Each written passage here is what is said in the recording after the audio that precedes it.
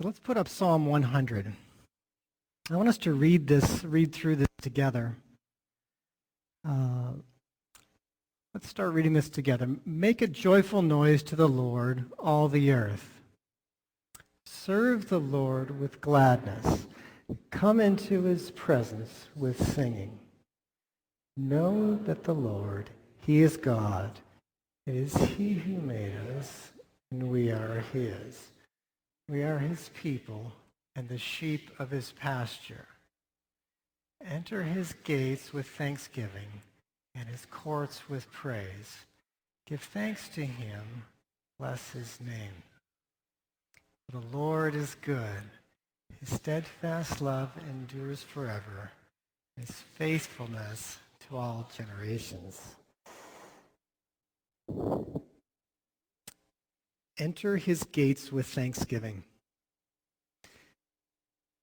This is a season when many of us are having trouble connecting with God. We're having trouble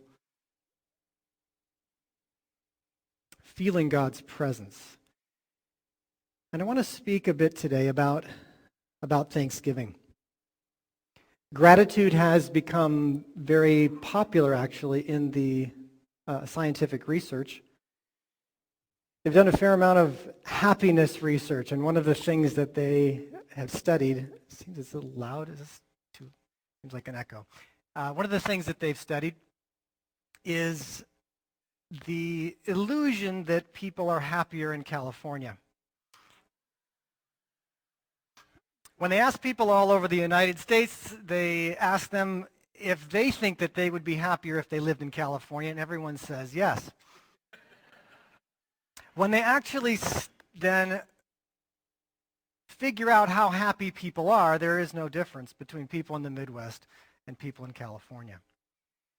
It's called a focusing illusion. What we focus on, for instance, weather, and when people come out here on vacation, they would think if we have nice weather that I would be happy, but life is more than weather.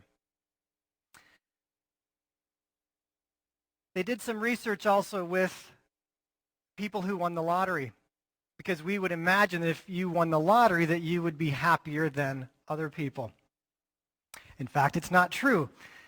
The people that win the lottery within a few months are less happy than other people. And the reason is similar to the first research experiment. When you win the lottery, let's call it you get $1 million or $50 million, whatever it is, suddenly your focus now becomes on very large amounts of money. And you forget the simple things in life. You forget to give thanks for the day-to-day conversations. You forget to enjoy the little things because you're looking for big things. And that is a problem with many of us, that we forget the little things. And when you forget the little things, it is those little things, the 100 little things every day that make up your life. When you forget to give thanks for those things, somehow your mind will register that you are not very happy, even if you won the lottery. Now, most of us would like to say, well, I think I'd be different. I could take some of that money and see if I couldn't be happy as well. But what I want to do right now, because the mind is such a powerful thing, and most of us are actually excellent at meditation. You'd say, oh, no, I actually don't meditate. Oh, most of us do meditate. When you're afraid, when you're in fear, you're worrying about something, you are meditating. We all know how to meditate quite well. What we focus on, and you see the mind is so powerful, when it goes to the future and starts to imagine what things might be like in the future, the mind can't really distinguish reality from your imagination. So it actually starts secreting all of these chemicals, these adrenaline and some of the other chemicals that are involved in fear, even though it hasn't happened yet. And that is the power of your imagination. What I would like to do, starting out, is to use your imagination actually in a positive way, but not necessarily your imagination. I'm going to use your memory. because we have positive memories, we have negative memories. Most of us don't spend much time in our positive memories. And when we're in a difficult situation, and I'm going to be describing one here shortly, we need to be able to call on some positive memories. And so I want to take a minute right now to do an appreciation memory for you to think of a time when you remember that God was powerfully with you. Unmistakably, you felt the presence of God, or you knew that God had done something for you. You were very grateful. You were very happy. I want you to think about that moment and even go through what you felt and saw and smelt and tasted perhaps. Now, some of us may not be able to think of a memory like that. And if you don't have a memory where you know that God was with you, you can go to a place that you remember was very beautiful. It was just your senses were overwhelmed with the beauty of that. And even if you didn't realize God was with you at that moment and weren't giving him thanks, actually he was with you because he's always been with you. And now you can go to that place and actually give him thanks as for the situation, for arranging it in your life, that you were there at that moment to experience that beauty. And I'm going to give you just a minute right now to go to one of those appreciation memories and even start giving some thanks internally for that moment.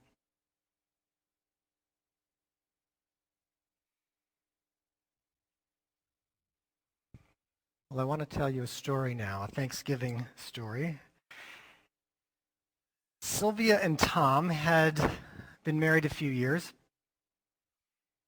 and Sylvia decided that she wanted to have Thanksgiving at her house this year, and so she invited all the relatives over. And her in-laws arrived on Wednesday,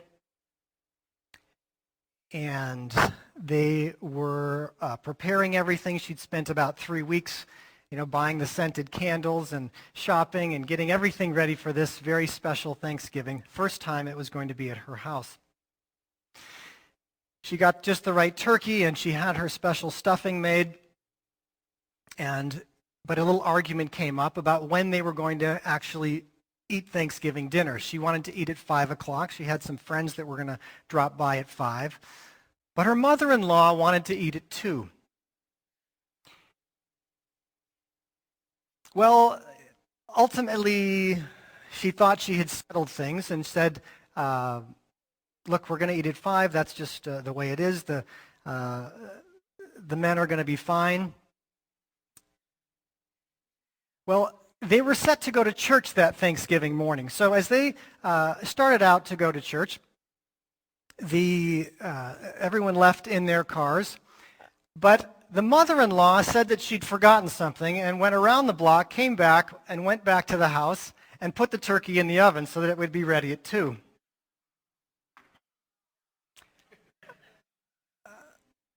So everything was fine. Then she went and showed up at church, and they were all worshiping together. It was just happy as could be. Everyone was giving thanks. And then the family started coming home.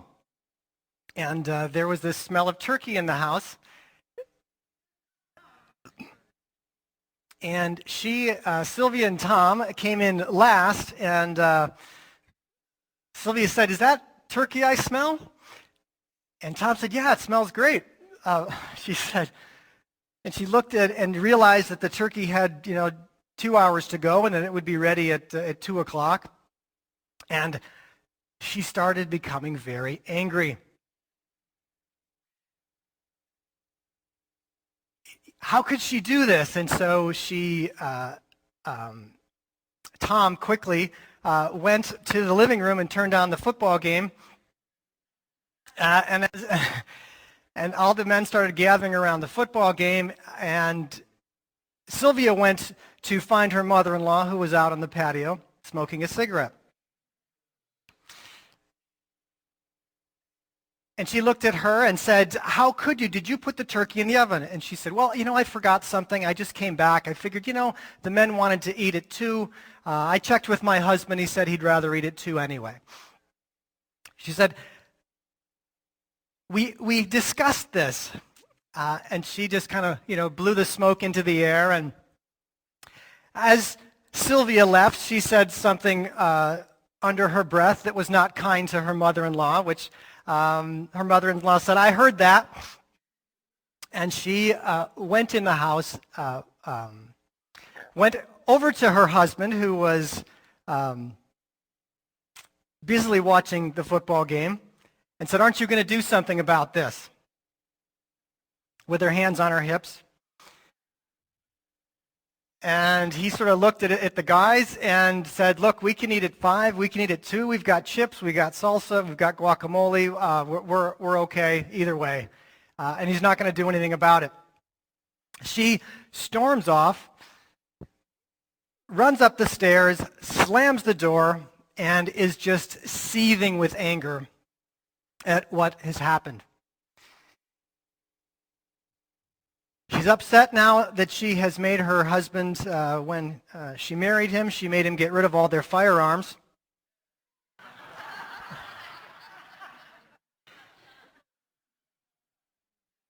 Because she could use a handgun right now. She is so angry. And she's sort of pacing back and forth, just caught up in this moment. And not only is she caught up in the moment, but she's also caught up in the fact that nobody understands why she is upset. No, if you miss the devaluation here, if you miss the humiliation, you're missing something. If you're like the rest of the guys who are, the husband stands up and says now after he hears women fighting, I think I need a beer with these chips. Anyone else? And everyone's like, yeah, we all need one now. So. And this is how we handle conflict on the holidays. If you miss the devaluation, if you miss the pain that many of us have suffered, that many of us are acutely aware of, then you miss a lot about the holidays. And so what I want to talk about today is how can we get out of this when you are stuck, when you are so angry, you are seeing red. You can say, well, you should just forgive her. Forgive her. That's not the last thing from your mind. Oh, you should just be thankful. You are not thankful for anything. You are so angry. So there's a difference, there's a disconnect often between, what we say in church or what, in fact, the irony is they were just in church an hour before. Now she's in her room looking for a handgun or some chocolate. I mean, we so quickly can't take what we've learned here back home and use it.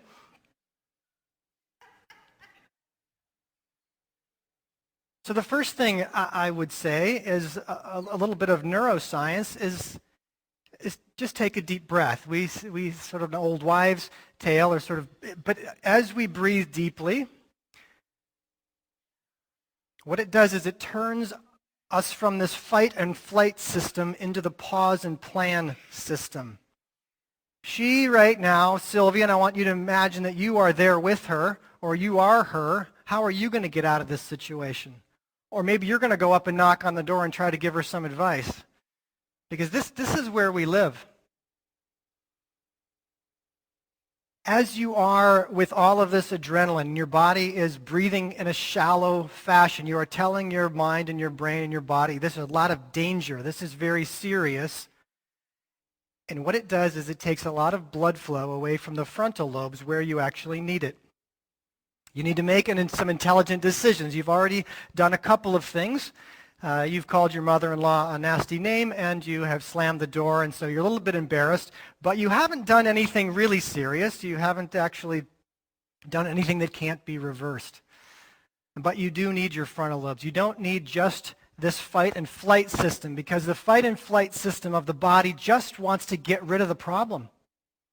I want to make the problem or the person or the situation go away. I'm going to run away or I'm going to fight. I'm going to make it go away. And you, to deal with it, to give some intelligent interaction, you actually need your frontal lobes. And I believe also, if we can involve God in the situation, that would be helpful. Now, the problem is that when we're under all of that adrenaline, we're non-relational. We're not relational with anyone. The only thing we can think about is that person It's a problem or a resource. You're a problem that I need to get you out of the way, or you're a resource to help me get what I want right now. Our relationships have gone away. We need to get them back. If you breathe out longer than you breathe in, you will start telling your system, this is not really dangerous. You're going to be okay. I usually breathe in for 4 counts. I breathe out for 6. But you may do that a little bit differently. If you breathe out a little longer than you're breathing in, you're going to get your frontal lobes back.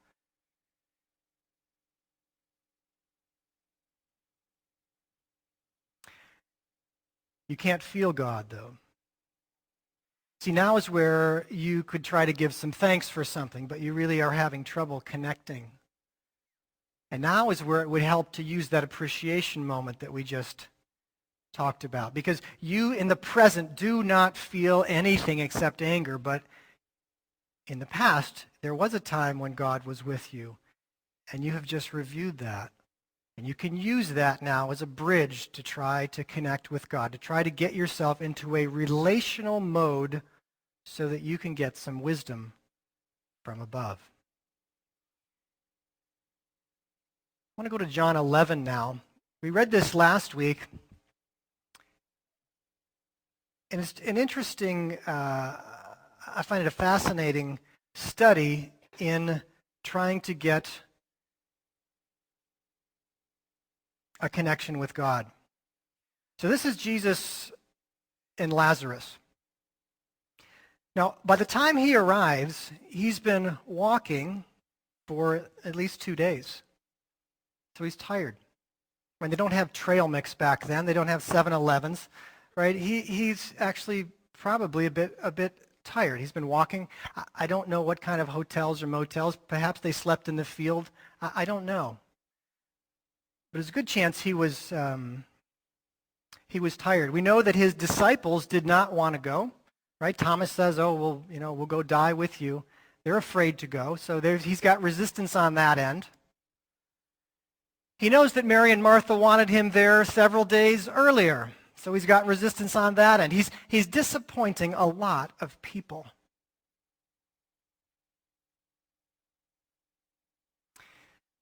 So Martha comes out, but Mary, who was sitting at his feet, doesn't come out. We learned that from Pastor Adam last week. And here the first thing he hears is Mary saying, "Lord, if you'd been here, my brother wouldn't have died." So he's getting some accusations on him. Let's go to the next verse. The next verse.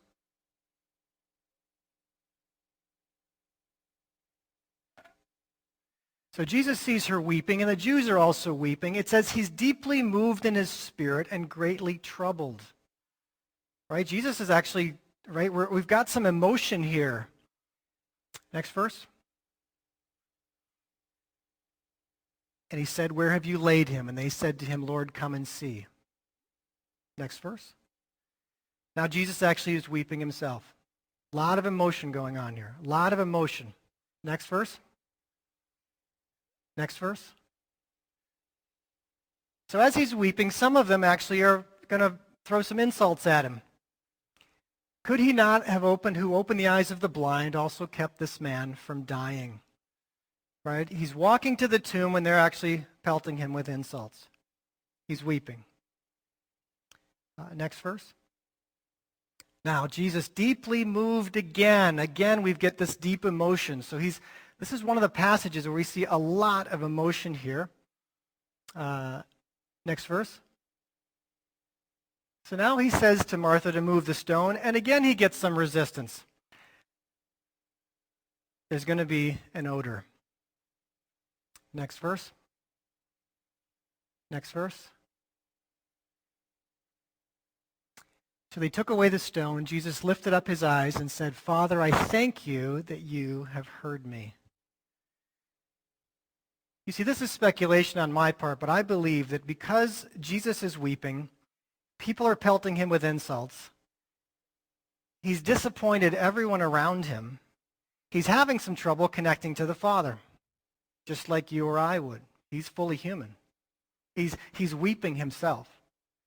And so to connect, I believe that's why he doesn't just say, Father, I know you've heard me. He says, I thank you that you have heard me. He's using thanksgiving to connect. I don't think he feels anything here. I think he's just speaking this out. Father, I thank you that you hear me. In fact, I don't think we should say that right now. Let's just say that. Father, I thank you that you hear me. Father, I thank you that you hear me.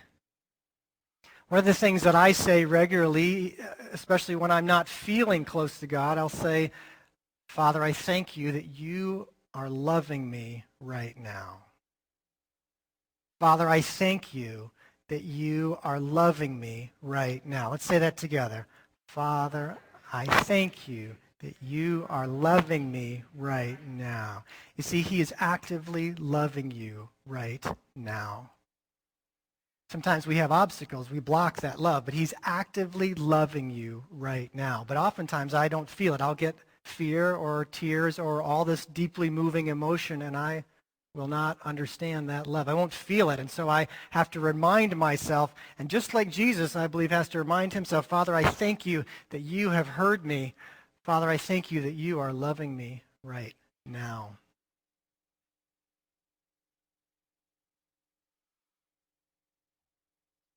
So you're Sylvia now. You're back in your room. You're pacing, and you've done some deep breathing, and you're trying to give some thanks. Father, thank you that you are loving me right now. Father, I thank you that you're loving me right now. I thank you that you're hearing me. See, what Sylvia wants and what any of us would want at that moment is comfort. Right? That's why she's looking for chocolate. That's why if she could get out to the kitchen and get her chocolate stash, she would. That's why her husband's drinking right now. I mean, we're all looking for some sort of comfort when we are distressed.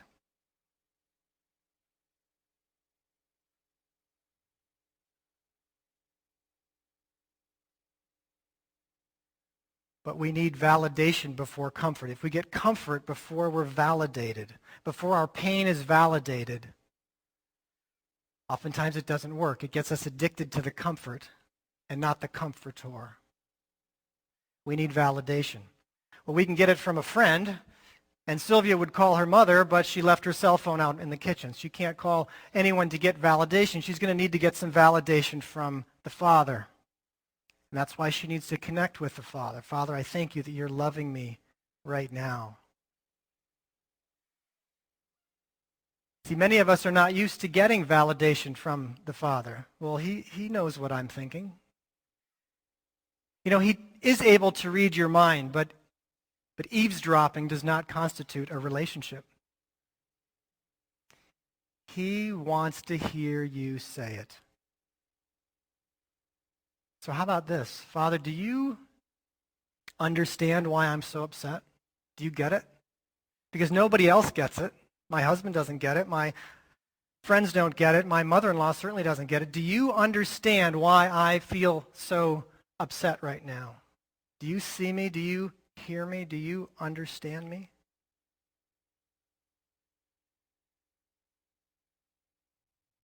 Some of you may actually want to pray that right now, because most of us in this room have some issue that's going on that you are not really sure God understands. Well, I can promise you that God understands a lot about betrayal.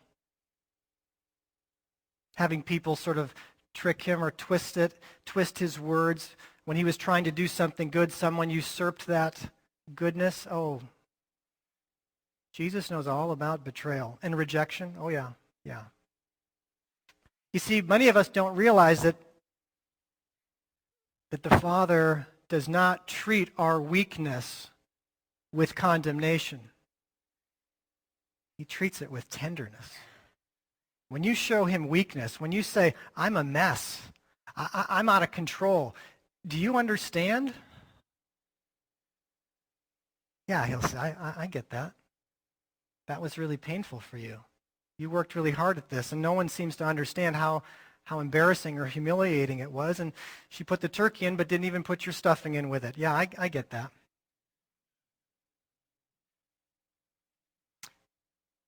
You need some help with that problem? Yeah, I'd like some help with that. What can I do now? I've made such a mess. I've slammed the door. I've called her a name. 2 Corinthians 1, 3 through 5. Blessed be the God and Father of our Lord Jesus Christ, Father of mercies and God of all comfort, who comforts us in our affliction so that we may be able to comfort those in any affliction with the comfort which we ourselves have been comforted by God. Not the God of some comfort or occasional comfort. He's the God of all comfort. So we go to him first, if we can go first before we comfort ourselves with the television or the music or the chocolate or the drink or whatever it is, the pornography, any of the things that we do for comfort. If we can say, Father, would you validate this pain, this rejection for me? And then, Father, would you comfort me? I really need some comfort. That's the kind of God we have. And most of us have never experienced that aspect of our Father, probably because our earthly fathers have not been particularly comforting. And God is saying, I'm not like your earthly father or your earthly mother. I want to comfort you. First of all, I'm going to be tender toward your weaknesses. And secondly, I'm going to comfort you.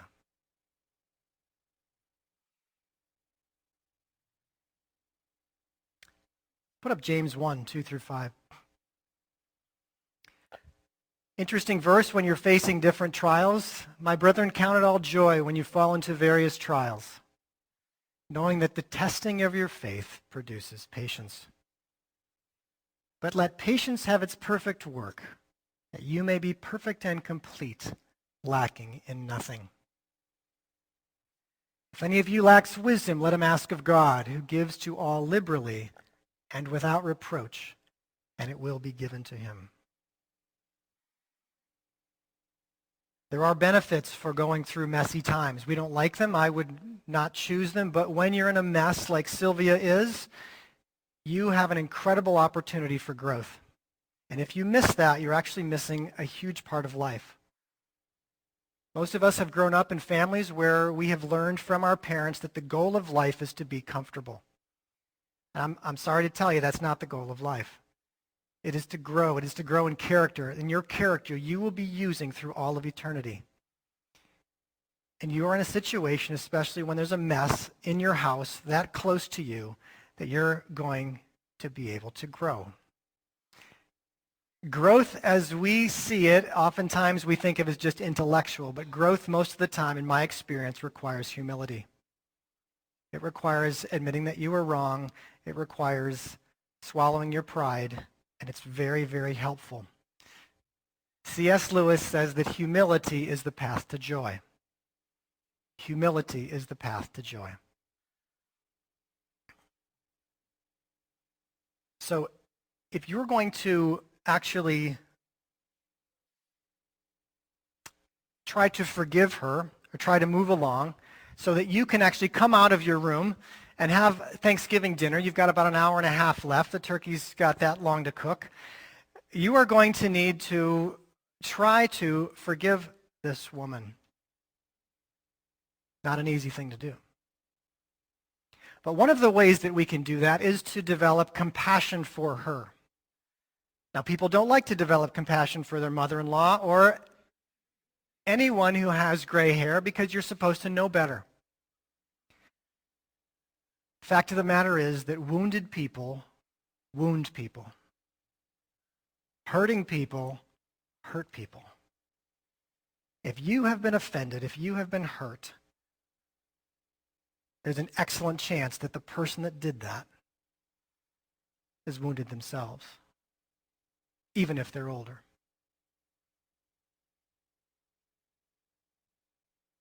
So I want to ask you, probably haven't thought about it, the person that hurt you.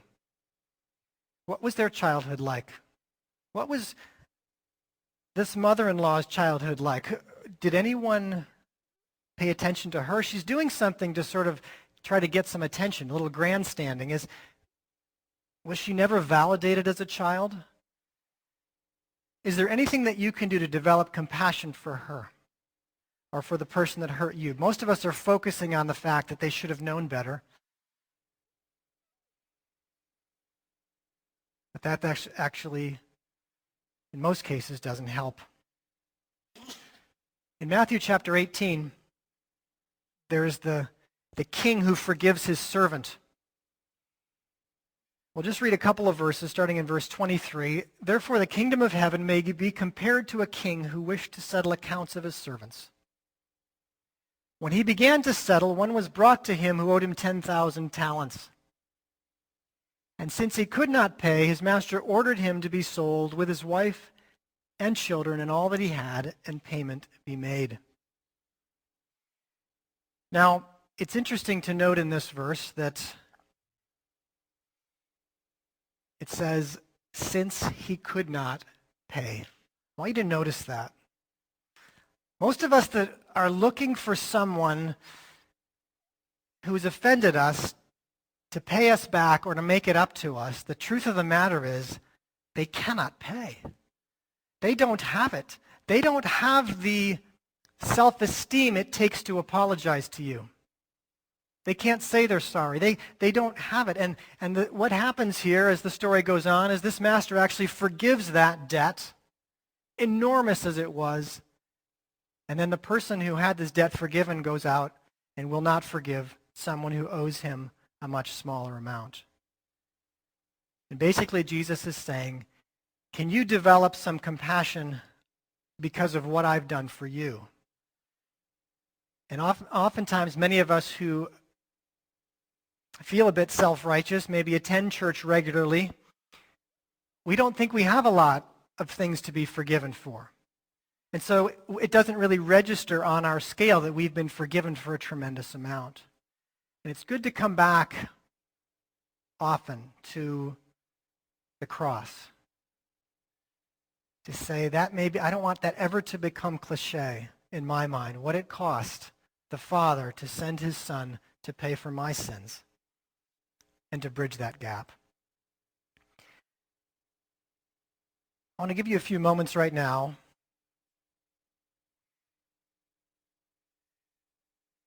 because there's probably someone that you need to forgive. Most of us, look, every day things happen. And forgiveness really is the currency of the kingdom. And to be someone who is able to forgive by developing compassion for that person and also by realizing what God has done for you, I'm hoping that it can free up something inside to say, I'm willing to extend that to the person that offended me. Because as we recite in the Lord's Prayer, forgive us our trespasses as we forgive those who trespass against us. If we are not actively forgiving them, that's a dangerous thing to say. I'm going to give you a minute right now. I want you to do some business with God. If there's someone you need to forgive, let's go ahead and do that. It's interesting that Sylvia would say, my mother-in-law ruined my Thanksgiving. She ruined my Thanksgiving. But that's not true, is it? You see, we often give people too much power. And we make it their fault because of the way we responded. You see, you are not responsible for what is done to you. You are responsible for your reaction to it. Yes, she offended Sylvia, but it was her anger that hijacked her emotions and caused her to feel that her Thanksgiving was ruined.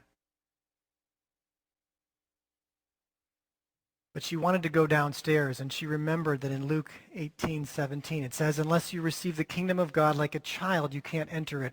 It was going to require some humility, and so she went down the stairs, and she said, I'm so sorry, I needed a timeout. I needed a timeout for myself. And she went to her mother-in-law and said, I'm sorry that I spoke to you that way. It's okay if we eat it too. And she grew through this Was it difficult? Yes, it was difficult. Did she swallow her pride because she wanted to eat at 5? Yes, she lost something there, but she also gained a tremendous amount. She realized that if she could be humble, people were amazed. They didn't have to sit at the table in tension now because she was smiling. She was overcoming the offense and making it possible for the others, for the boys to stop drinking, for her mother-in-law to stop smoking, and for people as much as they could to be at peace. I want to put up Psalm 50, verse 14 and 15.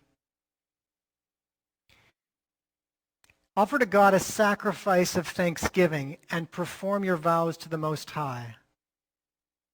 And call upon me in the day of trouble. I will deliver you, and you shall glorify me. I don't have time to unpack what a sacrifice of thanksgiving is, but exactly what it sounds like. It's something that costs you. You don't feel like it. It actually costs you to give a sacrifice of thanksgiving. But when you do, it's powerful. I want you to just spend a moment now and start thinking of the things that you can give thanks for, maybe the little things. I was thinking even of in the fellowship time, as the kids are dismissed, as we talk to each other. I commonly say now when I'm talking to someone, I'm really enjoying talking with you, to remind myself of the good times, of the small times. I'm having dinner with someone. I'm really enjoying this. I'm so good to see you. Thank you for this church. Thank you that we can worship in freedom. I was just in Romania where, not some years ago, they couldn't worship much at all under communism. We are so fortunate. Thank you for my eyes. Oh, and my ears. I can actually hear. And I can hear music. That's not everyone can hear. Not everyone can walk. And you start with those little things that most of us take for granted. And as you do and start giving the sacrifice of thanksgiving, now you start putting your brain in a stable relational mode. And you can connect with God and you can connect with other people. People are no longer resources or obstacles. They're people, they're relationships. And the person is always worth more than the problem. The person is always worth more than the problem. Well, I'm a descendant of the tribe of Levi, and I love to bless the people as God said, to bless them in Numbers chapter 6. The Lord bless you and keep you. The Lord make his face shine upon you and be gracious to you. The Lord lift up his countenance on you and give you peace. Love it. Amen. Thank you.